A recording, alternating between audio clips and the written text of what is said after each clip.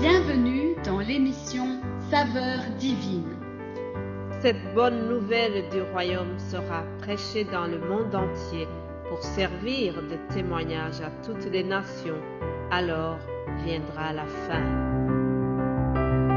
Ce pain céleste vous est présenté par Immaculée Niraneza.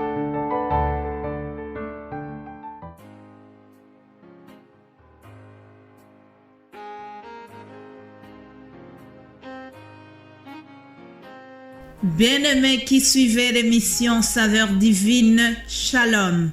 Que la grâce et la paix vous soient données de la part de Dieu, le Père et de notre Seigneur Jésus-Christ, qui s'est donné lui-même pour nos péchés, afin de nous arracher du présent siècle mauvais, selon la volonté de notre Dieu et Père, à qui soit gloire au siècle des siècles. Amen. Citation de Galates 1, versets 3 à 5. C'était ma salutation à toi qui m'écoutes à l'instant. Sois béni, toi qui as suivi les émissions depuis hier. Alors, nous continuons aujourd'hui. Ce mardi, je continue à vous parler de l'amour de Dieu en action. Dieu nous a aimés et il l'a manifesté au travers des actions concrètes. Avant de vous parler de cet amour de Dieu qui a été manifesté chez Zachée, je voudrais vous lire quelques citations concernant l'amour. Jean d'Ormesson a écrit ceci: « Je t'aime dans le temps, je t'aimerai jusqu'au bout du temps, et quand le temps sera écoulé, alors je t'aurai aimé, et rien de cet amour ne pourra jamais être effacé. » Et Frédéric François, un chanteur italien que j'apprécie beaucoup, a dit dans une de ses chansons: « Il faut dire je t'aime à tous ceux qu'on aime tant qu'ils sont vivants.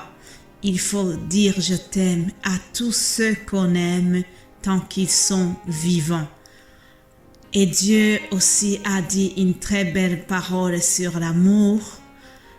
Il a dit dans Jérémie: « Je t'aime d'un amour éternel et c'est pour cela que je te réserve ma bonté. » Alléluia. Dieu nous aime d'un amour éternel. Chers amis, toutes ces citations sur l'amour, c'est bien. Les paroles d'amour, c'est très bien. Mais c'est encore mieux lorsque l'amour se traduit dans les actes. Oui, vaut mieux les actes que les paroles. Vaut mieux les actes que les paroles. Dieu nous a manifesté son amour au travers aussi des actes concrets.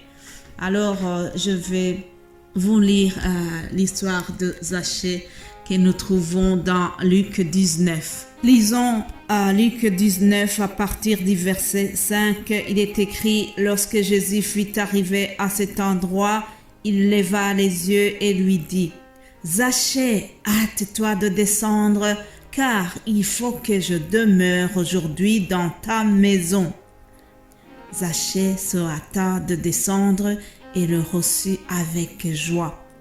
Voyant cela, tous murmuraient et disaient: « Il est allé loger chez un homme pécheur. » Mais Zachée, se tenant devant le Seigneur, lui dit: « Voici, Seigneur, je donne aux pauvres la moitié de mes biens, et si j'ai fait tort de quelque chose à quelqu'un, je lui rends le quadruple. » Jésus lui dit: « Le salut est entré aujourd'hui dans cette maison, parce que celui-ci est aussi un fils d'Abraham. » Alléluia.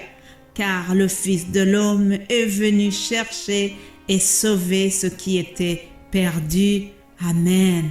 Chers amis, l'histoire de Zachée est très connue. Même les non-habitués à la lecture de la Bible connaissent l'histoire de Zachée. Alors, permettez-moi de survoler cette histoire. Zachée, c'est un collecteur d'impôts. On dirait aujourd'hui, il travaille au service des contributions. Mais ce que nous savons de Zachée, c'est qu'il était malhonnête et par son métier et ses pratiques douteuses, Zachée s'est attiré la haine de beaucoup de gens de son quartier. Zachée est considéré par les gens comme quelqu'un d'impur. Il est infréquentable par son mauvais comportement et par sa malhonnêteté. Zachée, vis-à-vis de ses voisins, c'est vraiment un symbole de la réussite. C'est un homme riche. Alors, dans la ville de Jéricho, tout le monde sait que vraiment, il a réussi. Il a beaucoup d'argent. Cependant, son profil n'est pas nécessairement bien, comme je viens de vous dire. Il n'a pas une bonne réputation. Et malgré qu'il a des apparences de richesse, qu'il semble comme quelqu'un qui a réussi, Zachée a un vide au fond de son cœur. Zachée a un vide au fond de son âme et il a appris que Jésus passe. Alors, comme il était de petite taille, Zachée a décidé de monter sur un arbre pour pouvoir apercevoir Jésus. Oui, comme j'ai dit, il a un vide. Il veut quand même voir Jésus. Il y a un désir au fond de lui-même qui le pousse à chercher Jésus-Christ. Il avait entendu parler de Jésus-Christ. Il savait que c'est quelqu'un qui fait des miracles. Et certainement que Zachée savait comment, lorsque Jésus-Christ passe, il y a des foules qui sont derrière lui. En effet, lorsque Jésus passait dans un quartier, c'était comme le Tour de France qui passait. Tout le monde courait, il y avait donc des foules.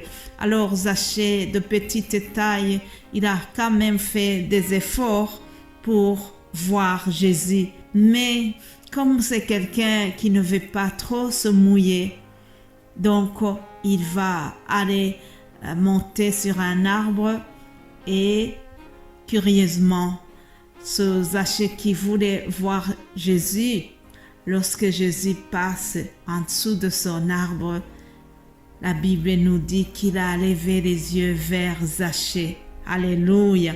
Le titre de mon message aujourd'hui, c'est « Par son amour, Jésus lève les yeux vers toi ». Par son amour, Jésus lève les yeux vers toi. Il a donc levé les yeux vers Zachée. Oui, chers amis, lorsqu'on cherche Dieu, lorsqu'on fait un pas vers Dieu, alors Dieu fait 99 pas vers nous. Par son amour, Jésus a renversé la situation. Il a levé les yeux vers Zachée et il a croisé le regard de Zachée. Ou bien c'est plutôt le contraire, Zachée a rencontré le regard de Jésus. Alléluia. La situation a été inversée. Au début, c'est Zachée qui désire voir Jésus et voilà que c'est Jésus qui lève les yeux vers lui. Alléluia. Et le regard de Jésus-Christ est rempli d'amour de Dieu en action. Dans son regard, il n'y a pas de jugement. Dans son regard, il n'y a aucune trace de condamnation. Il est en train de dire à Zachée en le regardant, « je suis venu pas pour les justes, mais je suis venu pour les pécheurs. » Alléluia. Je suis venu non pas pour condamner le monde, mais pour sauver le monde. Mes bien-aimés de Dieu, je vais m'arrêter ici et je vais continuer cette histoire de Zachée demain. Demain, nous allons terminer l'histoire de Zachée parce que ça vaut la peine que je revienne là-dessus. En attendant, je vous souhaite de passer une excellente journée. Soyez bénis en écoutant les émissions Saveurs divines.